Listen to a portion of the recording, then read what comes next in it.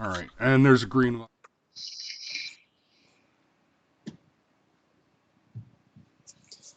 Is there a green light?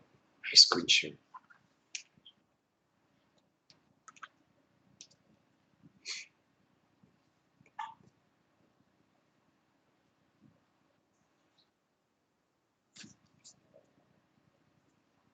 I like that logo. It just needs some bouncy music underneath. Yeah, it's on the list because, I got to do all the... Good morning! It's Monday! Me More Monday. And you know what? Last week, guys, Cameron and I had talked about a couple of different things we wanted to do for this morning. But then this rolled across my desk, and I just couldn't resist. I'm not enlisting, but you should. Haha, there's week. And then there's Trump week. Okay. There's a couple of things here. Off the get, let's start with this. The left can't meme. It's not a thing they do. Case in point. Oh, look at that. That's cute. Let's make fun of the guy that's in politics and doesn't serve in the military. And oh, okay, so there's this piece. There's this thing that's been a piece of the political conversation. The claim that Donald Trump is a draft dodger. Um, And maybe he is. and that may be fair. And let me tell you, as a combat veteran, I would definitely prefer that not be the case. Okay, so on the other side, you've got Tulsi. Am I forgetting anybody? Booty Judge. Buttigieg. Is even Mayor Pete sure how to pronounce his own last name? Yeah. So you've got so on the other side you've got a couple of commies that played soldier some. Um I Gabbard goes on and on and on about her military career and experience, and like she's this hard charging war fighter. Like, yeah, sweetheart, you're a reservist and a medic. I mean, I I love my reserve guys, and God knows we appreciate the shit out of some medics, but what the fuck do you know about war fighting? Because that's I mean that's the claim she's making, is that she'd be more qualified to deal with foreign policy because she has military experience. Um, Well, so does Donald Trump now, too. and he does now. Ooh, man. But Learning on the job in CIC, that's pretty intense. now there is a fair argument to be made that because we've had a lack of military men in the White House for a long, long time. Wasn't W National Guard? Yeah. Yeah. Now, Bush the original, he was actually a bit of a badass. WW2 pilot. Lied about his age so he could fight for his country. And that, yeah. But guys, this isn't just a meme that somebody posted on Facebook. Apparently, this so-called comedy duo, The Good Liars, excuse me, we put up some honest signs at the Army Recruiting Center. Hopefully we aren't going to war, but if we did, we know one guy who won't enlist. The duo comprised of Jason Selvig and Davram Stifler wrote on Instagram. Okay, so there's quite a bit to unpack here. Since the killing of Soleimani, which was absolutely 100% a clean kill. Uh, this was unlike the 3,000 drone kills that Obama conducted without authorization, without prior approval from Congress, that nobody apparently had a problem with back then. I say nobody. I mean, people that aren't us didn't have a problem with it. Well, what you really mean is the press. Donald Trump does this once, and it is like the end of the world. Oh my God, possibly World War III. Obama does 2 or 3 drone strikes a week for his entire presidency, and it barely even gets a mention, pro or con, from the same people that are losing their damn minds over World War III that wasn't. I mean, that's just to be clear. Nobody had a problem with it. There were people that had a problem with it. They just didn't get the screen time, as it were.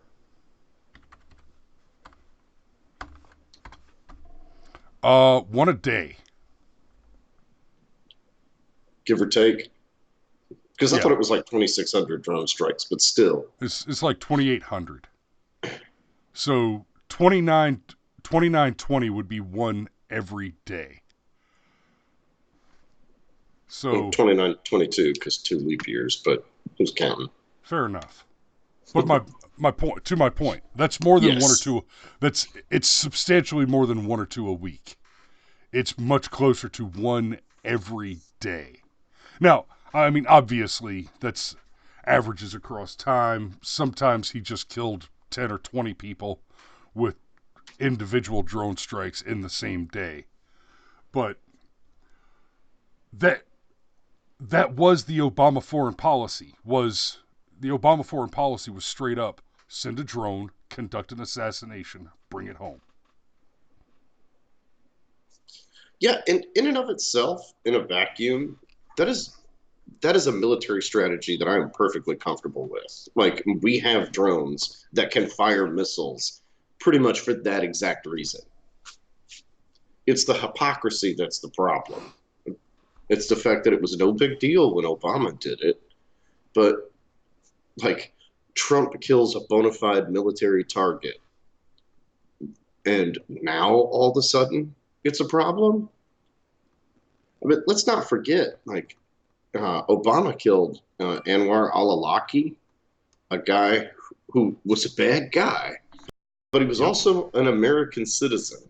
And I remember being extremely uncomfortable with the fact that the president just assassinated an American citizen. Just Yeah. Um. But anyhow, the left can't meme. I derailed you. My apologies. So the left can't meme. I mean, it's a cheap meme. It's a weak meme. From the get go. But they went and hung it up on. There's week and then there's Trump week, and it said, where's it say? Hashed. They said in their tweet they said hashtag honest signs. Like,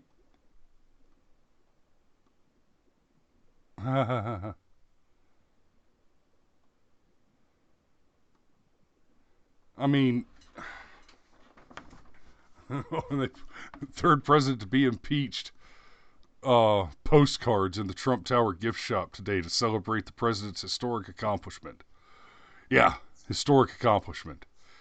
He managed to expose you twisted nut jobs. I mean, they call themselves the good liars.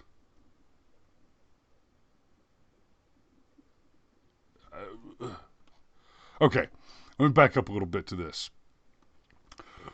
Part of the whole thing, since that's what I was getting to before you derailed me. Part of the whole thing with the Soleimani criticism is this idea that we're going into World War III. That's no. If you're concerned about World War III right now over the killing of a known terrorist who has been conducting ongoing and devastating terror attacks, you're stupid. If you're concerned that you're going to be drafted for World War III, you're stupid. But, in fairness, you probably vote Democrat. Where, let's see, the criticism is that Donald Trump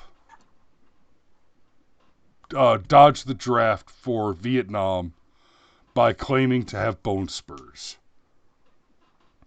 Okay, I'll give it to you. I'm just going to go ahead and assume that's true. That's one where I haven't reviewed the evidence carefully because I don't care. And here's the reason I don't care. While I would very much prefer that we have a combat veteran in the White House during wartime, and as much as I hate Mitt Romney, the fact is this. We've tried things, okay? As Republicans, we tried to run McCain. I hated McCain. We tried to run Romney. I hate Romney. And we've seen Romney since Trump's been elected, what he's turned into. And so I'm no longer just uncomfortable about Romney because of his religious predilections and the fact that I generally expect Mormons, especially Mormons at Romney's level, are Mormons first and Americans second, and I would prefer not to see one of those in the White House for that reason.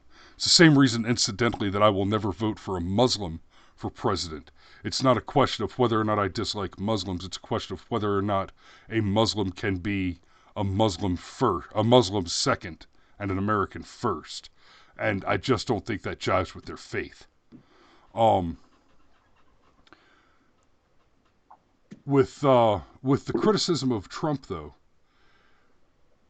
if we run a choir boy, Romney's the example, he will be smeared with whatever lies possible. Now, none of the things that Romney was smeared with are the things that make Romney a bad person. He was smeared over his business dealings, which were business. He was smeared as a sexist, and the only evidence to that is he's a white man. Binders full of women. Yeah, I mean, it just... Which was obviously him trying to give an answer to a question he never should have asked. He didn't mean that he literally had binders full of women that he would pick through. He obviously meant that he was not opposed to appointing a qualified woman to a position of power. But no, we're going to take that clip running out of context. Now, let me say this about that. I was actually critical of the binders full of women comment for a completely different reason, because the clear meaning of the statement was we had binders, separate binders, which contained resumes from women only, and we were going through those explicitly to hire a woman for a certain job. And no. That right there, that you would go out of your way to hire a woman because being a woman is a qualification, that is frustrating to me. Anytime you're hiring and you ask the question, okay, we need a not white man. It's not that I'm concerned about you targeting against not white men. It's that I'm concerned that you're targeting on immutable characteristics and not job qualifications in any context whatsoever. If you're looking to hire only black, you're a racist. If you're looking to hire only women, you're a sexist. And in point of fact, if you're looking to hire only and you list an immutable characteristic instead of a specific qualification, I'm looking to hire only people with medical doctorates to be a surgeon, that's fine. That's a qualification for a profession. But I intend to hire anybody that's not a white man. You're not just a racist and a sexist. You're a criminal. In exactly the same way that if you refuse to hire a gay man or a black man or a white woman or a whatever. If you refuse to hire any one of those, you are not a different criminal than someone who goes out of their way to hire in another similarly immutable characteristic. So I never liked Romney. I just I just didn't. But he was a choir boy. Especially compared to Trump on like a personality level and personal conduct. Of course, it wouldn't surprise me at all to find out that Romney and McCain were both on the Lolita at some point. But please, what do you have? You have Butt Gig the commie and Tulsi the gun grabber. Those are your two veterans. You have two inadequate veterans who, by the way, don't have a chance in hell at winning the presidency. At least not this year. But a gig may on down the line. I think it's entirely possible that Mayor Pete is at the beginning of his career as opposed to the end. Yeah, no, I think you're correct that he's at the beginning of his career, of his political career. But who's ever lost a presidential bid and then come back to win it? Not Hillary. I mean, Ronald Reagan? Say again? Ronald Reagan? Did he lose his first bid? Yeah, 76. Okay, so if Trump had lost this one, then he would still, if Trump had lost 2016, he could still win 2020. But Well, he flirted with running in 2012. It's actually not uncommon for people to kind of lever up in this process. They get into the primaries to give themselves the name ID, the brand recognition, build up a war chest, all that kind of stuff.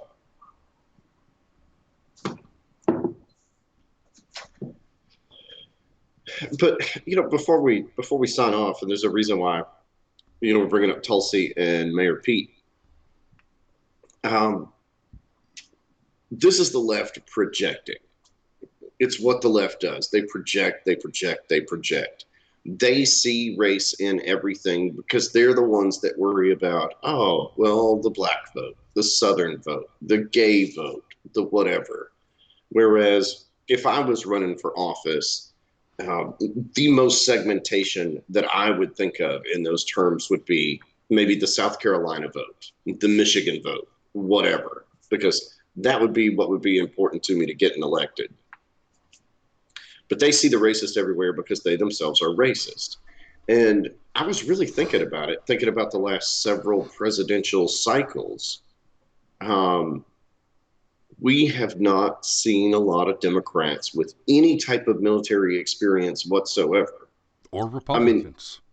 Or Republicans. This is true. And the hypocrisy from the left specifically here, though, that somehow they're afraid to serve. Well, I mean, okay, what about Bernie? What about Joe? What were they doing? Because it wasn't war fighting in Vietnam. It's definitely not what they were doing. No, Bernie was playing commie in Russia during Nam. Bernie was probably on the side of the North Vietnamese because they were the communist element. The southern Vietnam portion, they were the ones that were like, maybe less communism, and obviously the Viet Cong were the ones that were like, no, more communism. So we know where Bernie fell on that.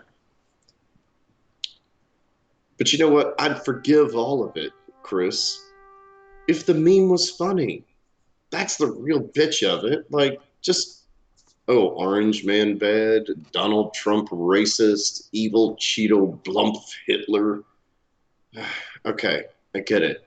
You guys don't like Trump. But I don't know. But why? Because he's a Republican and he beat Hillary. I mean, that's what it really boils down to.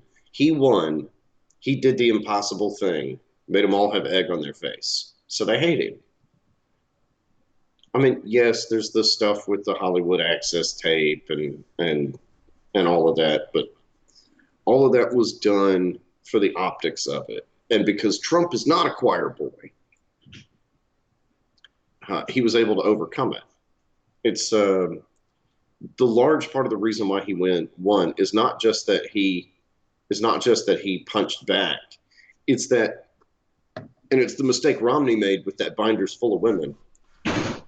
We had this bad habit of accepting the premise rather, of the left, that this is the world we live in, so these are the rules we have to abide by. And Donald Trump didn't just punch back. He said, I don't know if I accept your premise. I'm not going to play by those rules because I don't agree that those rules are fair. As long as we allow the left to dictate terms, we are going to appear to lose the debate philosophically and morally.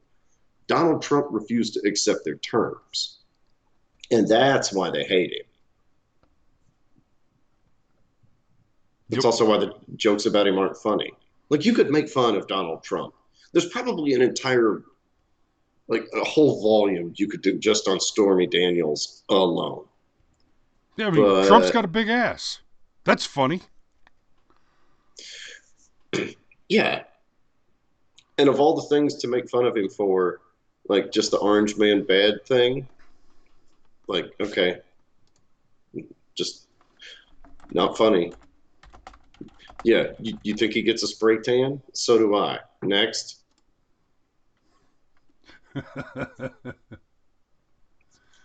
But we are post 0700, and I have to go dad. In fact, I have little ones looking at me making motions about eating. All right. Well, so yeah, that's basically it for today. The premise of the left, the primary premise of the left that we must reject constantly and repeatedly is that reality is subjective. False. You may have a subjective opinion of what reality means to you, but that there is an outside world is an argument for which grounds must cease to be given. At some point, grounds must cease to be given. Because. Eventually, you have to tell the 2-year-old, but why, Daddy? Well, just because. It just is. That's the way it is. Yeah, because Daddy said so. There's no more questions. There must be an end to the giving of grounds. And part of the, unless we're to allow it to be turtles all the way down, the fact of the matter is there is an objective reality. And what is included in that objective reality is not a reasonable cause for socialism, especially when coupled with an infinitely open border. You are wrong, you are evil, and we will no longer tolerate it. So, amen with to that. Be safe. It's time to go to work. We'll see you tomorrow morning.